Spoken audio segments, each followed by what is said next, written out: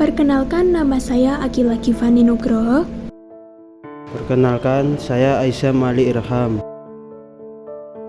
Halo, perkenalkan namaku Eleonora Fresia. Halo, perkenalkan nama saya Nugraika Ines. Nama saya Raffi Rizkika Afnan. Fokus materi kita kali ini mengenai Bandung Lautan Api, Pertempuran Medan Area, dan Perundingan Hooge-Veluwe. Awalnya, kemerdekaan Indonesia jadi angin segar bagi seluruh penjuru di Indonesia. Namun, pada 12 Oktober 1945 di kota Bandung, Jawa Barat, datang pasukan sekutu di bawah pimpinan Brigade McDonald yang diboncengi Nika. Mereka datang dengan misi untuk membebaskan warga Eropa yang menjadi tawanan Jepang dan memulangkan tentara Jepang. Peristiwa tersebut malah membuat bentrokan bersenjata antara pasukan sekutu dengan pejuang Indonesia. Puncaknya, ketika tengah malam pada 24 November 1945, para pejuang Indonesia menyerang markas sekutu yang mengakibatkan sekutu marah dan mengeluarkan ultimatum pada tanggal 27 November 1945. Dengan adanya ultimatum ini, rakyat Indonesia marah sehingga semakin sering terjadi bentrokan antara pejuang Indonesia dan sekutu. Karena bentrokan tak kunjung reda, akhirnya pada 23 Maret 1946, sekutu kembali melontarkan ultimatum. Ultimatum tersebut disampaikan kepada Sultan Syahrir agar rakyat Bandung segera meninggalkan Bandung Selatan sampai radius 11 km dari pusat kota. Setelahnya, Syahrir memerintahkan kepada Abdul Haris Nasution untuk menuruti ultimatum tersebut karena menyadari kekuatan sekutu. Lain hal, Markas Besar TRI memberi pesan kepada Nasution untuk tetap mempertahankan Bandung dari sekutu. Nasution akhirnya mengambil jalan tengah, yaitu membumi hanguskan seluruh bangunan yang ada di Bandung. Rencana ini bertujuan untuk menjalankan perintah sekutu sekaligus strategi agar sekutu tidak dapat menguasai Bandung. Malam itu juga rakyat mulai diungsikan. Pembumi hangusan Bandung pun dimulai. Sebelum meninggalkan rumah, warga berbondong-bondong membakarnya terlebih dahulu. TRI meledakkan gedung-gedung dan membakar rumah warga. Peristiwa itulah yang kemudian dikenal dengan sebutan Bandung Lautan Api 1946.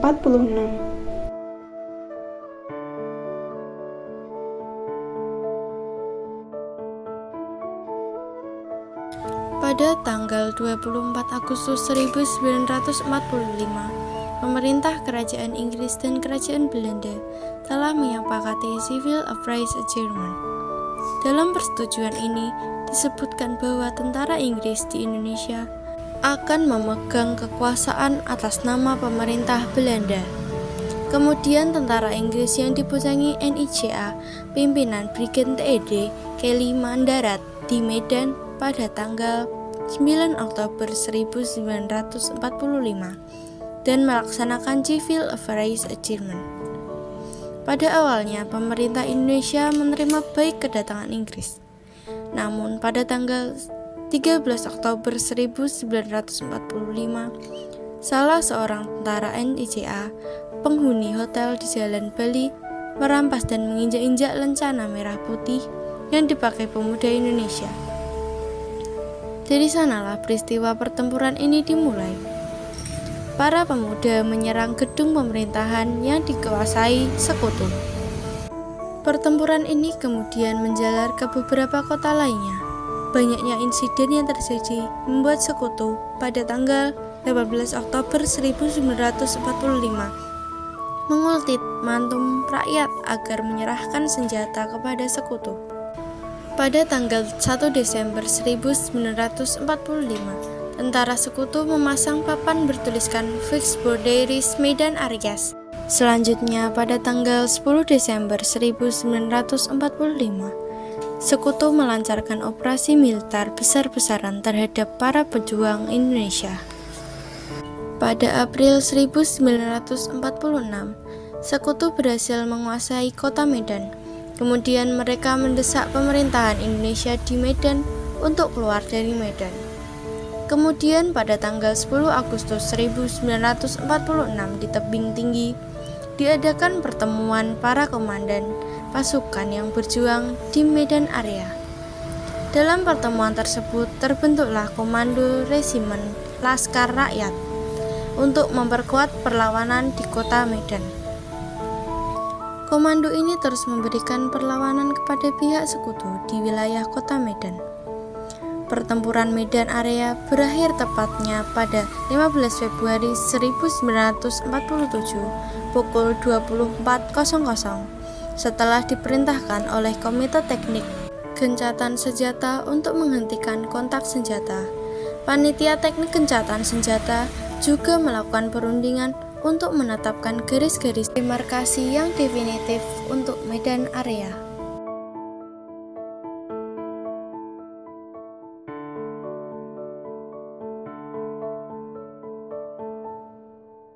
Dulu, setelah Indonesia merdeka, Belanda masih ingin menjajah kembali negara ini.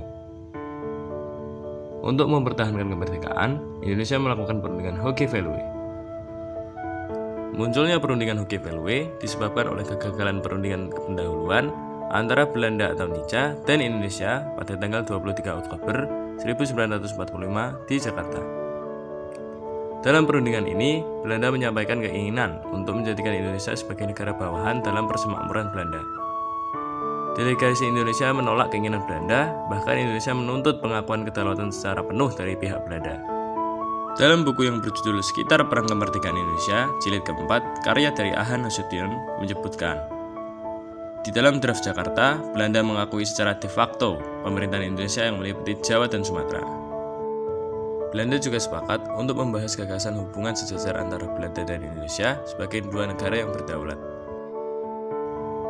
Pada perkembangannya, naskah draft Jakarta akan menjadi acuan dalam perundingan Hoge-Veluwe pada bulan April 1946. Perundingan Hoge-Veluwe diadakan di kota Hoge-Veluwe, Belanda pada tanggal 14 April sampai 25 April 1946. Adapun delegasi yang hadir dalam perundingan Hoge-Veluwe antara lain, yang pertama dari Belanda yaitu Van Mock, Willem Drees, J. van Rooyen, Dr. Schermerhorn, dan J.H. Lockman. Yang kedua dari Indonesia yaitu Mr. W. Suwandi, Dr. Sudarsono, dan A.K. Pringgodikdo. Yang terakhir dari Inggris yaitu Sir Archibald Clarke. Perundingan Hoge-Veluwe mengalami deadlock sejak hari pertama, karena masing-masing pihak mempunyai harapan yang berbeda. Pada akhir pertemuan, dihasilkan draft Jakarta yang sudah disiapkan. Sebagian dapat diterima dan sebagian lagi tidak dapat diterima. Usulan yang diterima antara lain pengakuan kekuasaan Republik Indonesia atas Jawa dan sementara Sumatera tidak diakui. Dari draft Jakarta, tidak ada satupun yang disetujui secara resmi, sehingga tidak dilakukan penandatanganan. Alasan utama Belanda adalah Belanda tidak siap melakukan pengakuan atas kemerdekaan Indonesia. Oleh karena itu, pemerintah Indonesia menolak bentuk perundingan Hoge-Veluwe sebagai perjanjian internasional dua negara. Delegasi Indonesia merasa sangat kecewa dengan tindakan Belanda. Pada akhirnya, perundingan Hoge-Veluwe mengalami kegagalan karena sikap inkonsisten dari tim delegasi Belanda. Kegagalan perundingan Hoge-Veluwe bagi kedua negara membawanya untuk kembali mengadakan perundingan perjanjian Linggarjati pada kemudian hari.